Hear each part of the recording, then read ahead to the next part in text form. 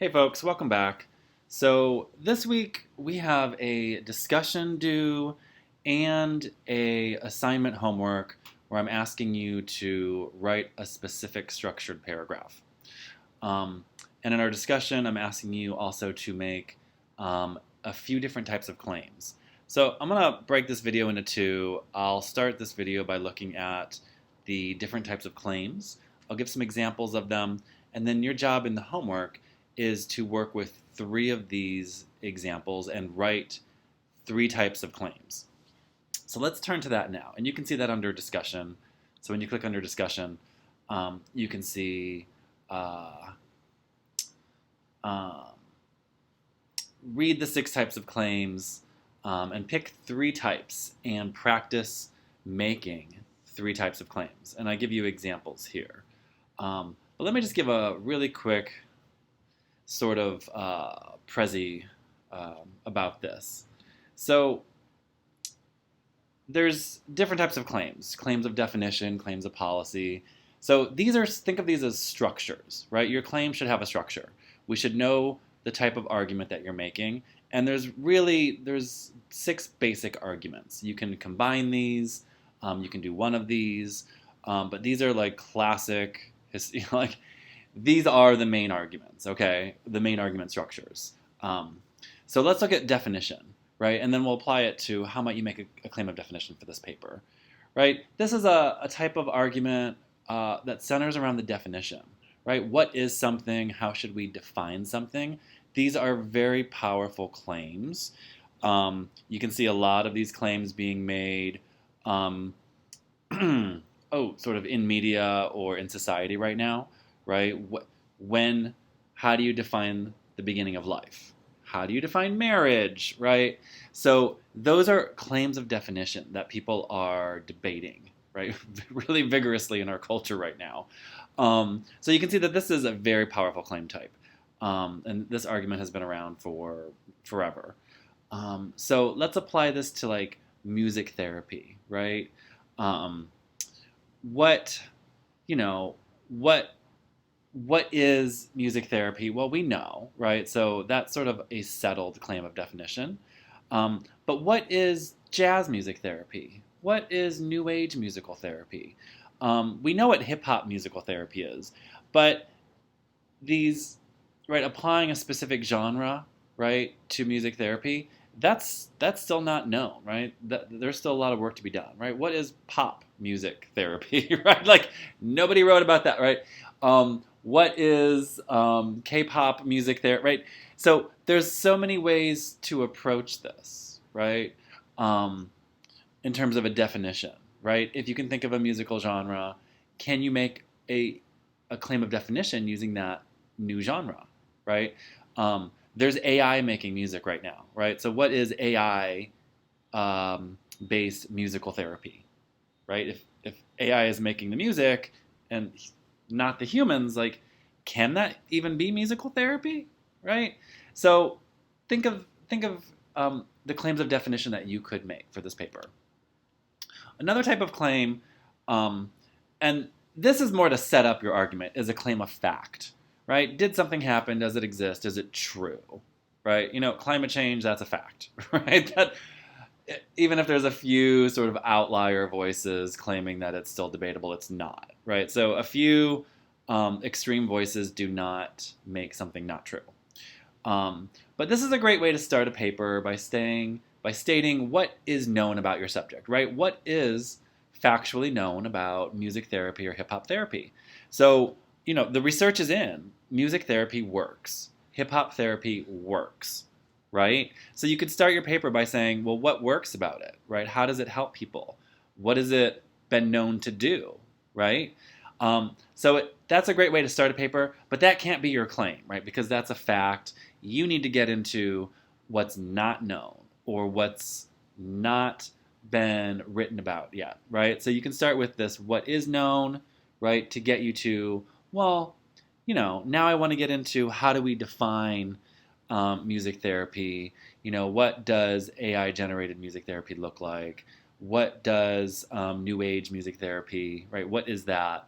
What is nature sound music therapy? Does that make sense? So you can start with claims of fact in your intro to get you to, right, here's what's known, here's what's not known. That's my claim. So your claim should take us into an original insight space, right? It needs to say something new. Okay, claims of value, right? These are really interesting claims. Um, is something good or bad? What value is it? Is it ethical? Is it not ethical? So think of the 80s and 90s, even the 2000s. People made a lot of claims of value about hip hop, right? Hip hop is violent. Hip hop makes people violent, right? That's also a cause and effect and a value claim. So those claims really aren't made anymore. The research is in, especially with all the violent TV shows and media.